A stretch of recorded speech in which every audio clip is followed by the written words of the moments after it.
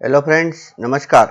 Class 11 chapter 7 rotational motion के एक और सेशन में आप सबका स्वागत है। बच्चों, हमारा डिस्कशन टॉर्क पे चल रहा था। टॉर्क पे हमने पिछले सेशन में एग्जांपल्स भी किए। मैं आपको टॉर्क का थोड़ा सा बता दूं कि टॉर्क का फॉर्मूला क्या है। हमने ऐसा देखा था कि torque is equals to force into perpendicular distance. देखो, ऐसा परपेंडिकुलर डिस्टेंस ऐसा भी बोल सकते हैं, या तो परपेंडिकुलर फोर्स इनटू डिस्टेंस। ठीक है, दोनों में से कोई भी चलेगा। फॉर एग्जांपल देखिए, मैं क्या बोल रहा हूं, यहां पर ये डिस्टेंस सोचो x है। ठीक है, यहां पर ऐसे फोर्स लग रहा है F। ठीक है, और ये क्या है, रेफरेंस पॉइंट। आप इसके अकॉर्डिंग क्या करना चाहते हो, टॉर्क फाइंड करना चाहते हो। तो टॉर्क का हमने, जैसा कि आपको पता है, फोर्स का फॉर्मूला क्या था, F इंटू परपेंडिकुलर डिस्टेंस। तो देखिए, ये एक्जेक्टली परपेंडिकुलर है, इसलिए F इंटू एक्स। ठीक है, या तो परपेंडिकुलर फोर्स, देखिए ये फोर्स परपेंडिकुलर ही है, तो F इंटू एक्स हुआ। अभी देखिए, सोचो कि ये जो रेफरेंस पॉइंट है, ठीक है, ये रेफरेंस पॉइंट, ये डिस्टेंस में x ले लेता हूं, और ये फोर्स इस तरह F लेता हूं। ठीक है, और ये जो एंगल है, सोचिए कि वो एंगल थीटा है। तो जैसा कि हम फाइंड कर रहे थे, हमने क्या बोला था कि torque is equal to force into perpendicular distance. तो ये जो फोर्स है F, ठीक है, इनटू परपेंडिकुलर डिस्टेंस, तो कैसे निकालेंगे? तो जैसा कि आप सबको पता है, हम यहाँ से एक line of action of force निकालेंगे, ड्रॉ करेंगे, फिर रेफरेंस पॉइंट से एक ऐसी लाइन ड्रॉ करेंगे, ठीक है, जो इसको परपेंडिकुलर हो। तो इसको हम क्या बोलते थे, परपेंडिकुलर डिस्टेंस। ठीक है, अब देखिए, ये एंगल अगर थीटा है तो ये एंगल भी क्या होगा, थीटा। और ये जो राइट एंगल ट्राइंगल है, ये 90 है।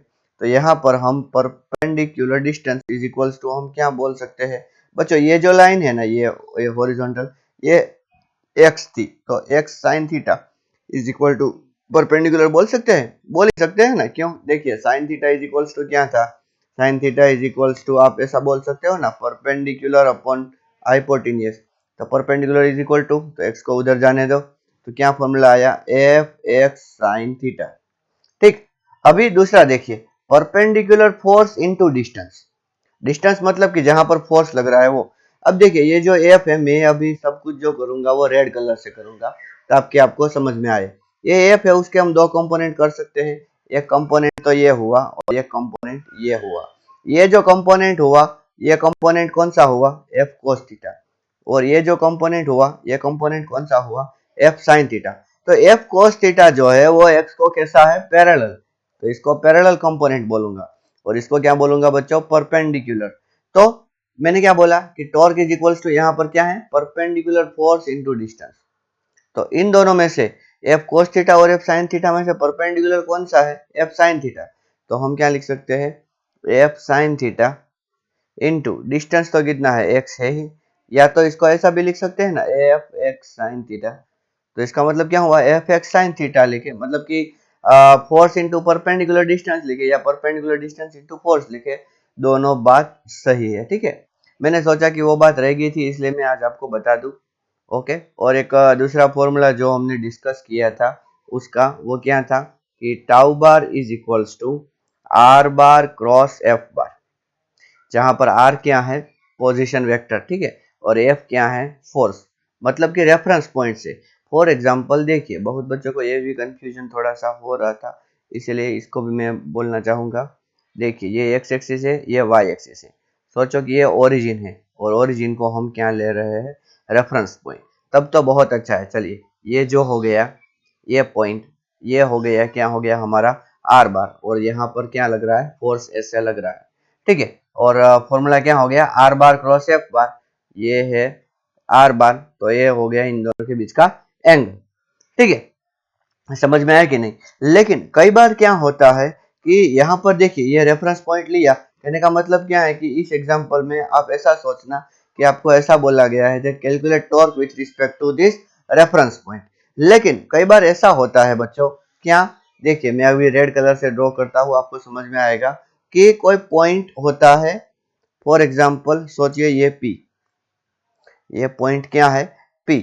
ठीक है, और इस पॉइंट का भी पोजीशन वेक्टर दिया हुआ होता है। इस डायरेक्शन में, ये क्या है rp बार, ठीक है। और हमें पूछा हुआ होता है कि फाइंड आउट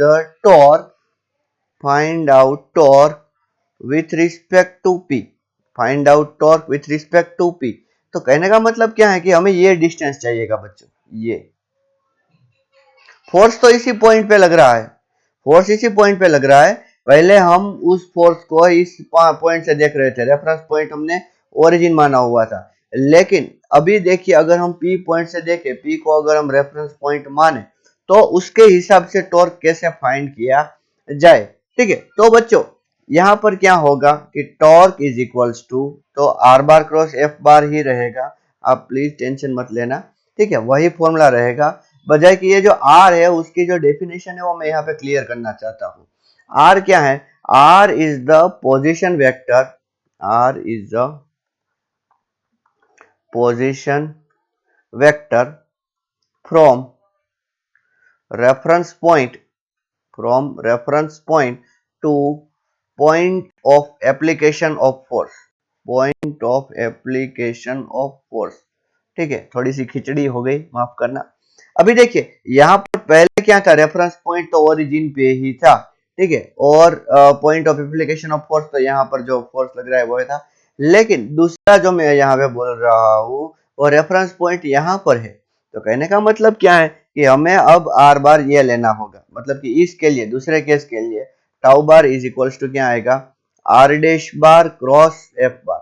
अभी आर डैश बार कैसे फाइंड करें, देखो तो हमारे पास right angle, sorry right angle तो नहीं, ट्राइंगल रूल है ना, एक वेक्टर ये था, ठीक है, ये क्या था आर पी बार, ठीक है, ये क्या थे आर डैश बार, और ये क्या है, सॉरी थोड़ा सा टेढ़ा हो गया, लेकिन टेढ़ा है पर आपका है हमारा है, ओके। तो हम क्या बोल सकते हैं, देखिए r p bar plus r dash bar is equals to are bar बोल सकते हैं। So what is r dash bar, r dash bar is equals to are bar minus r p बार।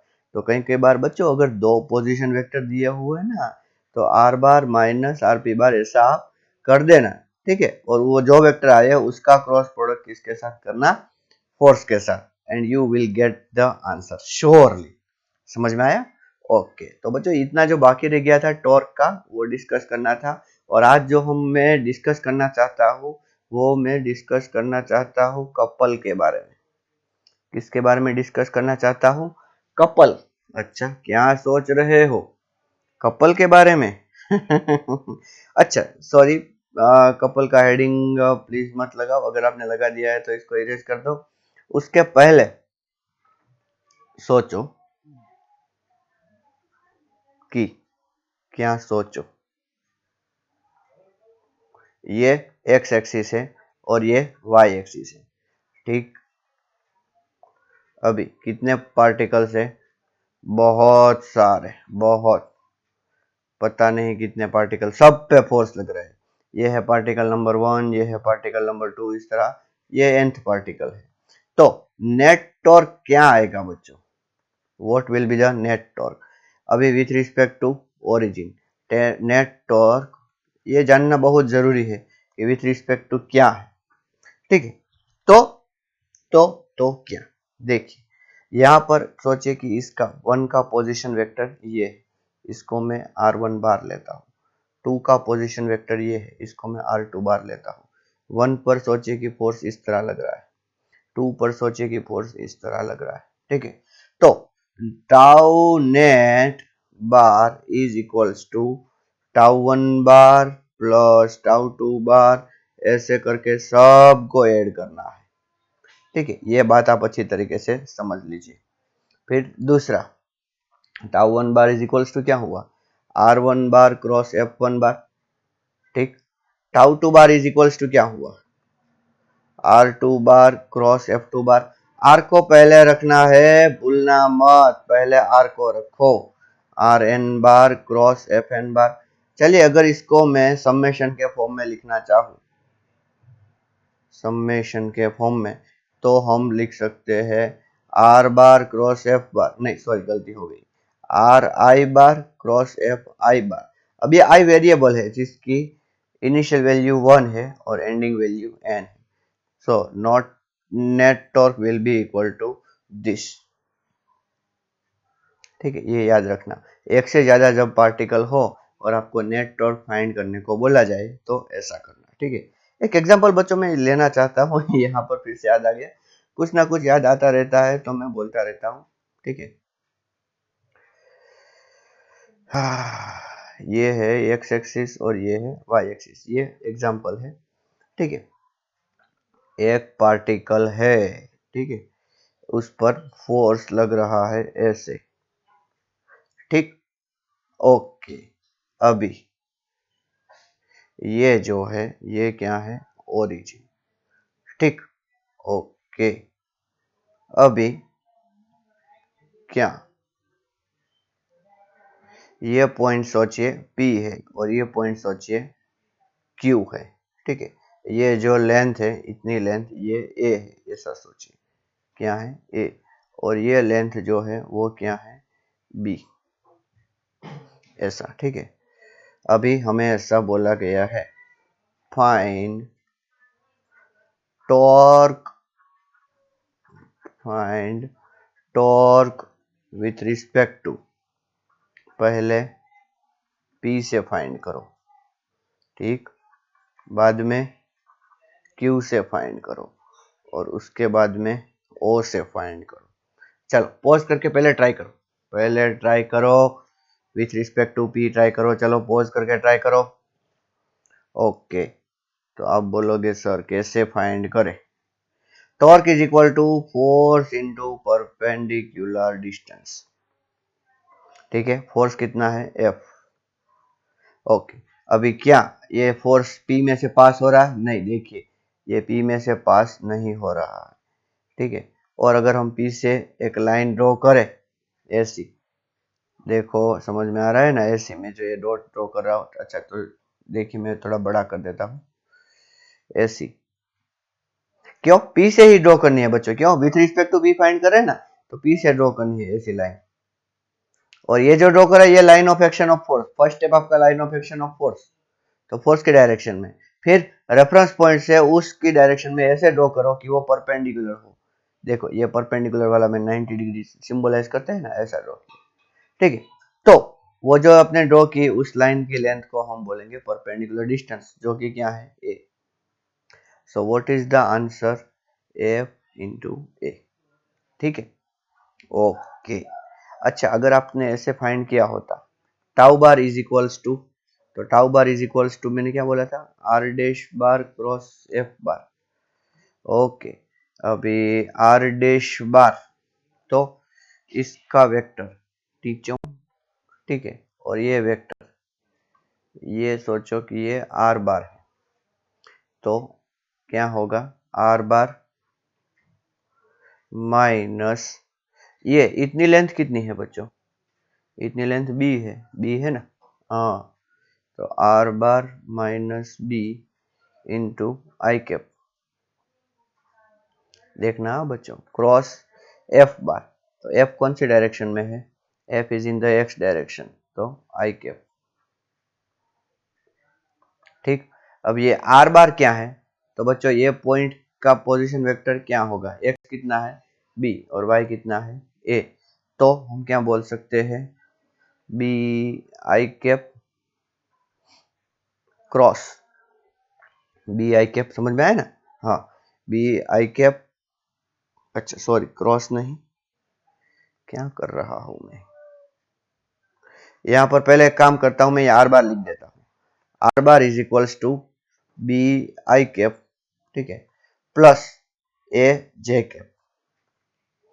ठीक है, ये ए जो है वाई एक्सिस में है ना, इसलिए तो मैं यहाँ पे लिखता हूँ क्या, B I cap plus A J cap और माइनस बी आई कैप। ठीक है, उसका क्रॉस प्रोडक्ट किसके साथ, एफ आई कैप के साथ। ओके, पहले ब्रैकेट को निपटा देते हैं। अब ये बी आई कैप चला गया, so a J cap cross F I cap, तो ए और एफ को ऐसा रहने दो, और j cap cross i cap क्या होता है आपको पता है, वो आई जे के क्रॉस प्रोडक्ट। ठीक है, तो जे कैप क्रॉस आई कैप मतलब आप उल्टा गए तो माइनस के कैप आएगा। क्या आएगा? माइनस के कैप। ठीक है, मतलब कि टॉर्क कौन सी डायरेक्शन में लग रहा है बच्चों? देखो, टॉर्क आप ऐसा प्लीज बिल्कुल मत सोचना कि आप पी पर हो और फोर्स है तो वो ऐसे रोटेट करने की ट्राई कर रहा है तो टॉर्क इस डायरेक्शन में, मतलब रोटेशन की नहीं, टॉर्क रोटेशन की डायरेक्शन में नहीं लगता, टॉर्क एक्सिस की डायरेक्शन में लगता है बच्चों। ये अगर ऐसे रोटेट होगा तो एक्सिस बाहर निकल के आएगी, जेड एक्सिस। ठीक है, मतलब कि टॉर्क या तो प्लस जेड एक्सिस या तो माइनस जेड एक्सिस में होगा, और कहां पर है? नेगेटिव जेड एक्सिस में। और देखिए ए एफ, तो ए एफ तो आ गया हमारा मैग्नीट्यूड, तो आ ही गया डायरेक्टली।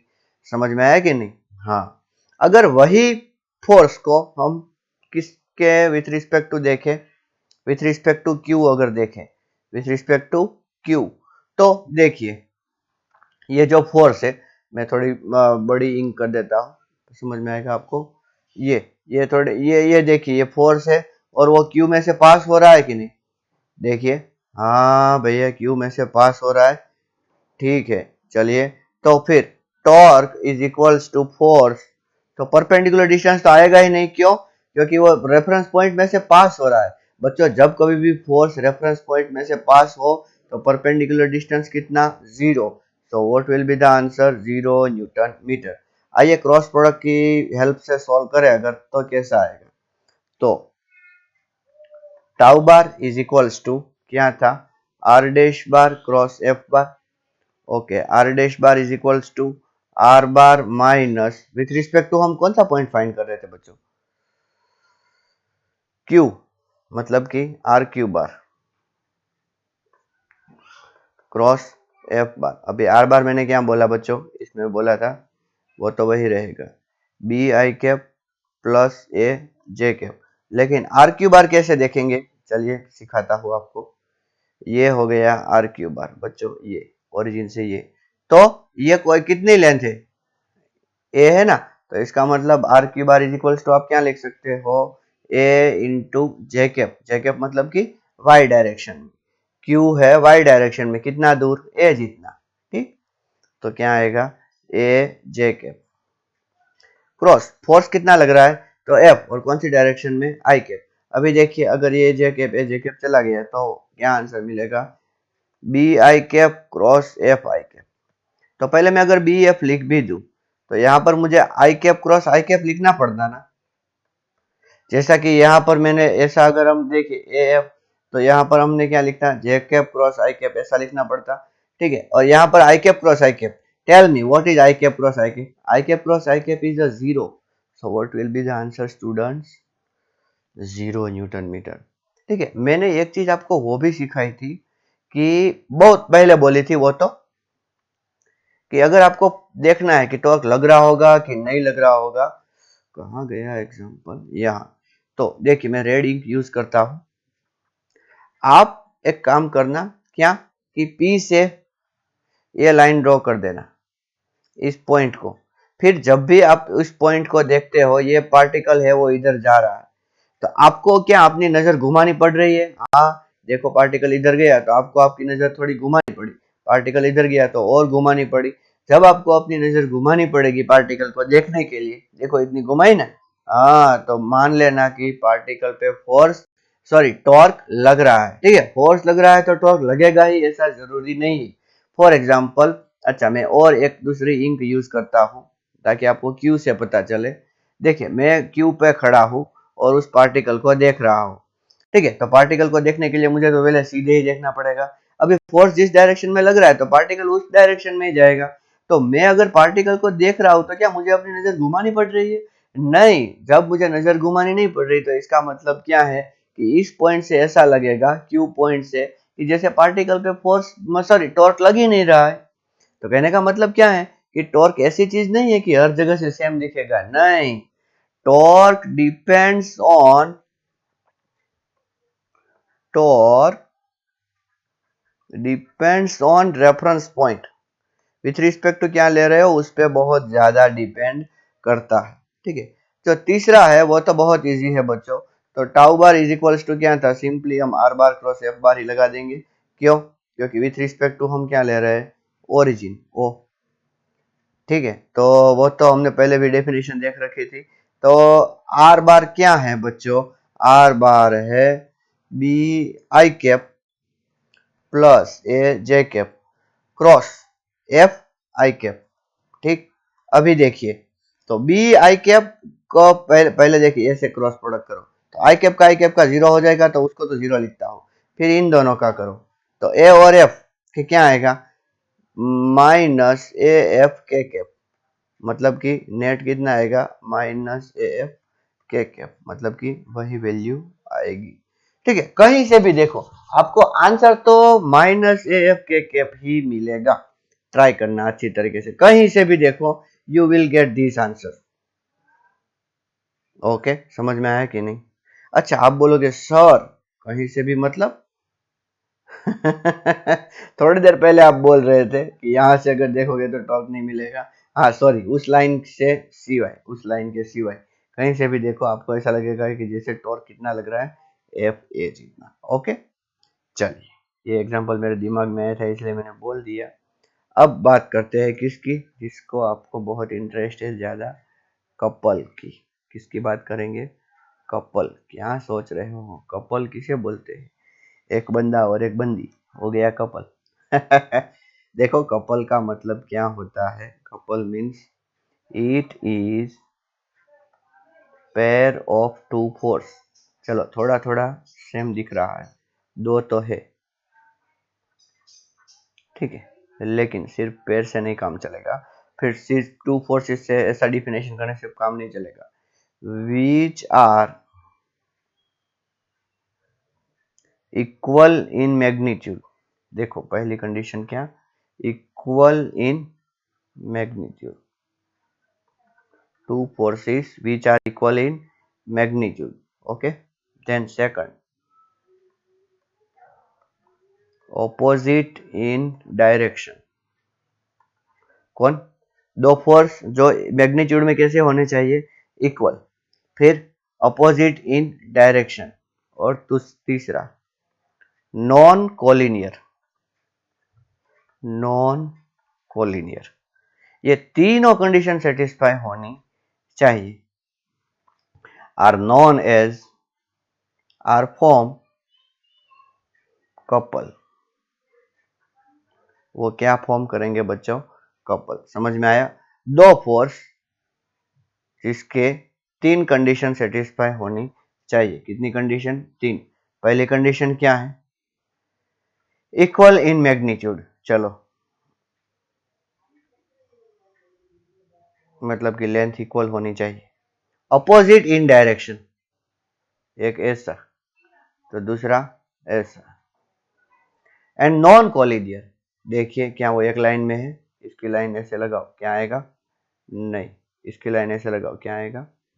नहीं। तो इसका मतलब क्या है कि ये क्या फॉर्म कर रहे हैं बच्चों?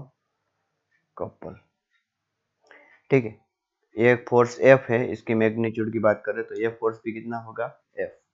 अगर मैं एक फोर्स को ऐसे लेता एफ, और दूसरे फोर्स को ऐसे लेता, तो भी ये क्या होगा?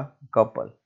एक फोर्स को ऐसे ले रहा हूं और ठीक दूसरे फोर्स को ऐसे ले रहा हूं, सॉरी थोड़ा सा डिफरेंट हो गया, तो ये क्या कपल होगा? नहीं। ठीक है, आप जो बोतल का ढक्कन है या तो स्टेयरिंग है, ठीक है, उसको अगर आप घुमाते हो तो इसका मतलब क्या है? सोचो कि आपने इस साइड से थोड़ा सा फोर्स लगाया और इस साइड से थोड़ा सा फोर्स लगाया, तो ये क्या है? कपल। ओपनिंग ऑफ द बोतल cap, opening of cap of बोतल। ठीक है, तो वो जो कैप होता है उसको आप इस साइड से और इस साइड से, हालांकि अभी तो वो बोतल कैप चैलेंज नहीं होता वो चल रहा है, लेकिन उसको ध्यान में नहीं लेंगे। लेकिन आप अगर सीधी तरह से खोलो तो आपको दो साइड फोर्स लगाने होंगे। Okay, forms a couple, forms a couple. एक फोर्स ऐसा है और दूसरा फोर्स ऐसा है, तो क्या वो कपल हो गया? नहीं, ये कपल नहीं हुआ। समझ में आया? ओपनिंग। अच्छा, screw, rotating a screw. Rotating a screw. बच्चों ये स्क्रू जो होता है उसके ऊपर ऐसा लगा होता है ना, आपको थोड़ा मतलब कि इसको अगर ऐसे रोटेट करवाना है तो इस साइड से और इस साइड से थोड़ा मतलब आप जब कर रहे होते हो तो स्क्रू ड्राइवर से तो ऐसे आपको फोर्स लगाना होता है, ठीक है। फिर अगर ऐसा बात करें तो पेडलिंग, पेडल जब करते हो, ठीक है, तो एक को जब ऊपर फोर्स लगता है तब दूसरे को नीचे, ठीक है, एटसेट्रा। बहुत सारे ऐसे एग्जाम्पल है जो आप बोल सकते हो, ठीक है। तो वो सारे किसके एग्जाम्पल है बच्चों? कपल के। किसके एग्जाम्पल है? कपल। कपल में क्या होता है? कितने फोर्स होते हैं? दो, ठीक है, और दोनों क्या होते हैं? एक दूसरे से opposite. Because forces are opposite, because forces are opposite. बच्चों ये ध्यान से सुनना, ये पूरे 12th में भी काम आने वाला है, ठीक है, मैं मजाक नहीं कर रहा हूं। Because forces are opposite, net force because of net force because of couple on system is zero। क्या जीरो होगा बच्चों? नेट फोर्स, याद रखना। But net torque is not zero, ठीक है। तो अगर कभी भी आपको क्वेश्चन आए कि अगर नेट फोर्स जीरो है तो क्या नेट टॉर्क जीरो हो, ऐसा पॉसिबल है? हाँ है, लेकिन नॉन जीरो है ऐसा भी पॉसिबल है। देखो इस केस में net torque is non zero. Net torque कितना होगा? Non zero. फॉर एग्जांपल देखो ये है कैप, ठीक है, जिसकी रेडियस है आर। कितनी रेडियस है? आर। और आप ओ है, तो मैं ऐसा बोलूं find torque on cap with respect to O, ठीक है। एक फोर्स इधर लग रहा है ऐसे कोचो, और एक फोर्स इधर लग रहा है, देखिए कोचो। अभी मुझे ऐसा बोलो, आप रेफरेंस पॉइंट ये है तो ये परपेंडिकुलर डिस्टेंस डायरेक्टली ऐसा हो गया, तो टाउ इज इक्वल्स टू, ये जो है ये किस डायरेक्शन में रोटेट करवाने की ट्राई करेगा? ऐसे, और ये भी ऐसे, मतलब कि दोनों सेम डायरेक्शन में एंटी क्लॉकवाइज में ही रोटेट करवाने की ट्राई करेंगे, या तो दोनों क्लॉकवाइज में ही। So directly what we can write, tau one plus tau two. Tau one plus tau two मतलब ये जो पहला फोर्स लग रहा है उसकी वजह से टॉर्क, तो वो कितना आएगा? देखिए ये आर एफ है तो यहां पर मुझे क्या लिखना होगा? R f. प्लस ये आर एफ है तो ये यहां पर भी मुझे क्या लिखना होगा? R f. तो r f plus r f कितना होगा? 2 RF, ठीक है, ये हो गया टॉर्क। अगर देखिए, अगर आप देखो ऐसा नहीं है कि विथ रिस्पेक्ट टू ओ ही ऐसा आएगा। सोचिए फॉर एग्जांपल कि मैं, अच्छा ये दूसरा कलर नहीं है क्या? मैं कोई ये वाला पॉइंट ले रहा हूं बच्चों, विथ रिस्पेक्ट टू सोचो क्यू, तो टाउ विथ रिस्पेक्ट टू क्या? क्यू। क्यू क्या आएगा? पूरा डिस्टेंस तो इतना, जो ये पूरा डिस्टेंस है ये तो 2R है, ये आपको पता है, ठीक है। सोचो कि ये डिस्टेंस है x1 और ये डिस्टेंस क्या है? x2, ठीक है। तो tau one plus tau two करता हूं, tau one plus tau two, तो टाउ वन कितना आएगा? x1f, और टाउ टू कितना आएगा? x2f।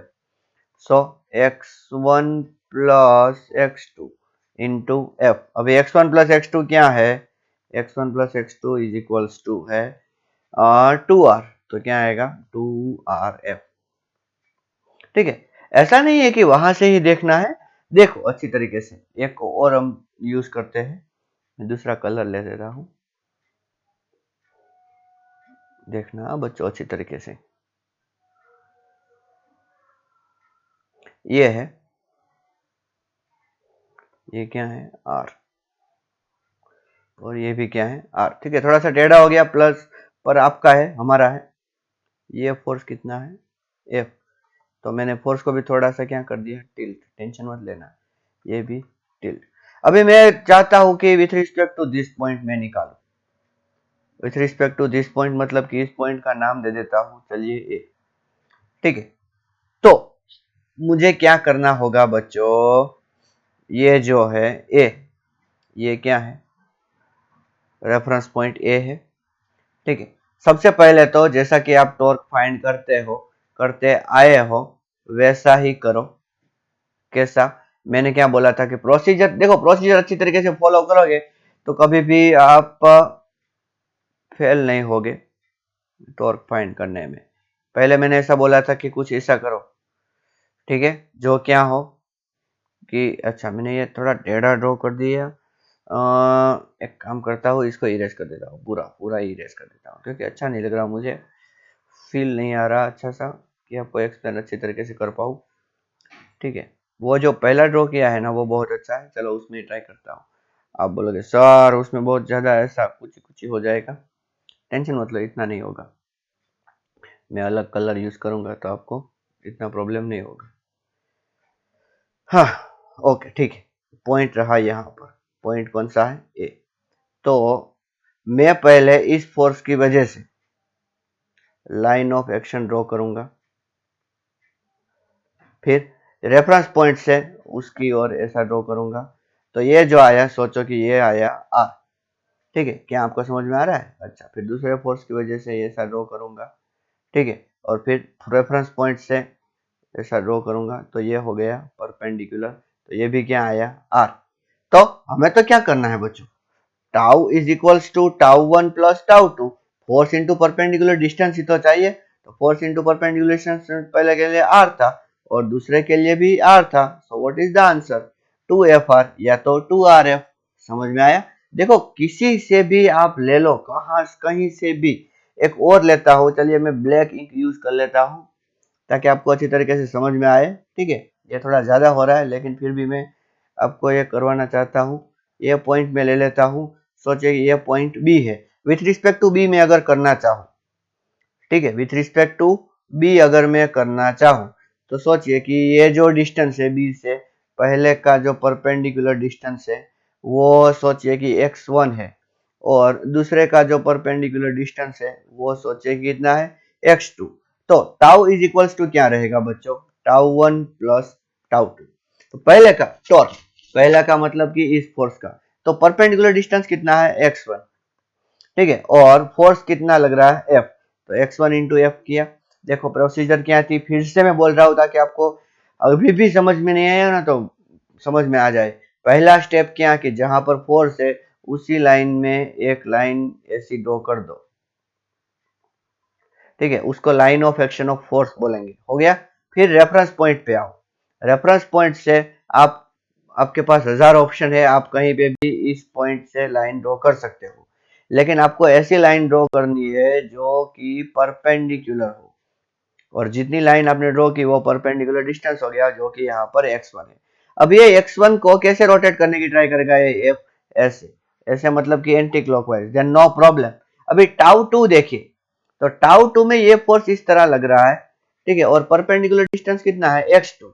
पर ये देखिए किस तरह रोटेट करने की ट्राई करेगा बच्चों, ऐसे मतलब कि नेगेटिव, तो -x2f। ठीक है, क्लॉकवाइज हमने बोला था negative, so what will be the answer, x1 minus x2 into f। now what is x1 minus x2, you can say sir it is 2r। समझ में आया अच्छी तरीके से? कहने का मतलब क्या है कि कपल में दो फोर्स लग रहे तो नेट फोर्स 0 होगा, और उनकी वजह से जो टॉर्क जनरेट होगा वो किसी भी पॉइंट से आप देखो, you will find always same. देखो मैं एक और तरीके से आपको समझाना चाहता हूँ, ठीक है। हम्म हम्म, एक पॉइंट ये है और दूसरा पॉइंट ये है, सोचो कि उनके बीच का डिस्टेंस ये कितना है, d। एक फोर्स ऐसे लग रहा है F, ठीक है, दूसरा फोर्स ऐसे लग रहा है F। ठीक है, what we have to find out, torque. ठीक है, समझ में आया अच्छी तरीके से? आपको क्या फाइंड करना है, टॉर्क, और ये डिस्टेंस कितना है, d। अभी ये अपोजिट है, इसीलिए अगर ये एंगल अगर थीटा होगा तो इसका मतलब क्या है, ये एंगल भी क्या होगा, थीटा। ध्यान से सुनना बच्चों, प्लीज ध्यान से सुनना। हमें with respect to O find करना है। ओ मैं इधर ले लेता हूँ, ठीक है। ओके फाइन, ये ओ है। हाँ, अभी ये जो है इतना, ये डिस्टेंस हो गया x1 और ये इतना डिस्टेंस हो गया x2। सोचो सिर्फ।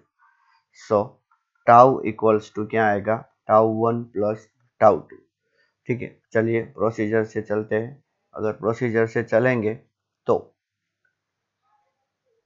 ये पूरी line of action of force मैंने ड्रॉ की, ठीक है। फिर रेफरेंस पॉइंट कौन सा है, ओ, वहां से एक लाइन ऐसी ड्रॉ की, तो ये हो गया perpendicular distance number 1। So what is the answer, answer is f into perpendicular distance number 1 plus दूसरे के लिए दूसरा जो है उसकी line of action of force कैसी है, यस। चलिए ठीक है, फिर रेफरेंस पॉइंट से मैंने एक लाइन और ड्रॉ की, तो ये जो हो गया, ये हो गया परपेंडिकुलर डिस्टेंस नंबर 2, ठीक है। और देखिए ये जो है, ये इस फोर्स को, इस परपेंडिकुलर डिस्टेंस को किस तरह रोटेट करने की ट्राई करेगा, तो ऐसे, मतलब कि एंटी क्लॉकवाइज। तो दोनों सेम ही रोटेट करने की ट्राई करते हैं, इसलिए यहाँ पर भी प्लस आएगा। ये होगा परपेंडिकुलर डिस्टेंस नंबर 2। अभी परपेंडिकुलर डिस्टेंस नंबर 1 और परपेंडिकुलर डिस्टेंस नंबर 2 को अगर आप ऐड करें तो कुछ नया मिलेगा। क्या मिलेगा देखना, परपेंडिकुलर डिस्टेंस नंबर 1 और ये हो गया परपेंडिकुलर डिस्टेंस नंबर 2। तो ये जो पूरा मिल रहा है ना बच्चों, ये पूरा इतना, ये हो गया perpendicular distance between each force. या तो ईच फोर्स अगर ना लिखे तो देखो ये बहुत इंपॉर्टेंट है, भूलना मत, वरना आप पछताओगे, बड़ा पछताओगे। छोड़ के नहीं, भूल जाओगे तो बड़ा पछताओगे। परपेंडिकुलर डिस्टेंस बिटवीन फोर्सेस, ठीक है। अब ये कितना होगा बच्चों, perpendicular distance between the forces, तो कैसे सोल्व करें बच्चों, कैसे सोल्व करें इसको। Perpendicular distance between the forces, ये d है ना, ठीक है। तो देखिए ये पहला जो ट्रायंगल है, ठीक है, ये देखिए, ये एंगल अगर क्या है, थीटा, तो ये एंगल क्या थीटा होगा। ये डिस्टेंस कितना है, d/2, और ये क्या है, परपेंडिकुलर डिस्टेंस नंबर 1। तो perpendicular distance number 1 is equals to क्या, हम ऐसा बोल सकते हैं d/2 साइन थीटा। देखो ये 90 डिग्री है, अच्छी तरीके से देखो, अच्छी तरीके से। ये हाइपोटेनियस है, कौन सा, ये वाला d/2 हाइपोटेनियस, तो उसके बेस साइड वाली कोस साइड होगी, मतलब कि ये d/2 कोस थीटा होगा, तो ये परपेंडिकुलर d/2 साइन थीटा होगा। ठीक उसी तरह जो ये ऊपर वाला जो ट्रायंगल है, मैं उसको ड्रॉ करता हूँ। ये मैंने d/2 ड्रॉ किया, ऐसा, ये 90 डिग्री है, ये क्या है d/2, और ये क्या है परपेंडिकुलर डिस्टेंस नंबर 2। तो परपेंडिकुलर डिस्टेंस नंबर 2 को अगर हम देखें तो वो क्या होगा, वो भी d/2 साइन थीटा होगा। तो कहने का मतलब क्या है, what will be the answer, f into d/2 sine theta plus d/2 sine theta. तो उनको अगर हम ऐड करेंगे तो d साइन थीटा आएगा। सो एफ डी साइन थीटा, ठीक है, ऐसा होगा। टॉर्क लगेगा बच्चों, टॉर्क लगेगा, बहुत अच्छी तरीके से लगेगा, ठीक है। टेंशन मत लो, अच्छी तरीके से समझ में आ गया होगा। अगर फोर्स इस तरह है, एग्जैक्टली एक फोर्स F और एक F, तो टॉर्क का फॉर्मूला, और ये डिस्टेंस क्या है d, तो टॉर्क का फॉर्मूला सीधा है फोर्स इंटू डिस्टेंस d। क्यों, क्योंकि देखो दोनों के बीच का परपेंडिकुलर डिस्टेंस ऐसा।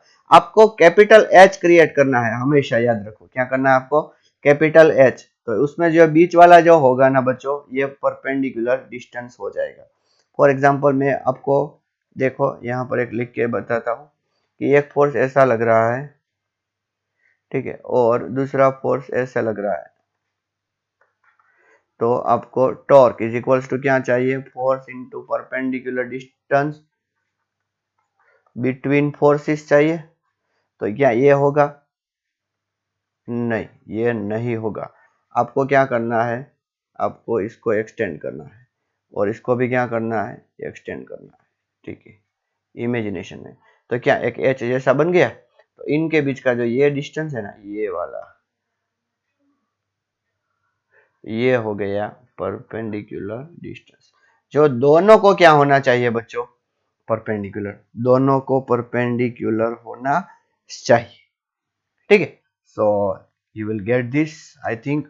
देखो मैंने मैक्सिमम ट्राई की है कि आपको अच्छी तरीके से समझा पाऊँ कि किस तरह टॉर्क लगता है, मतलब कि टॉर्क और कपल की वजह से किस तरह टॉर्क लगता है, वो भी मैंने आपको अच्छी तरीके से बताने की ट्राई की है, ठीक है। तो इसके ऊपर के एग्जाम्पल अच्छी तरीके से सॉल्व कीजिए, तो आपको और अच्छा कंसेप्ट समझ में आएगा। ओके, थैंक यू एंड नमस्कार।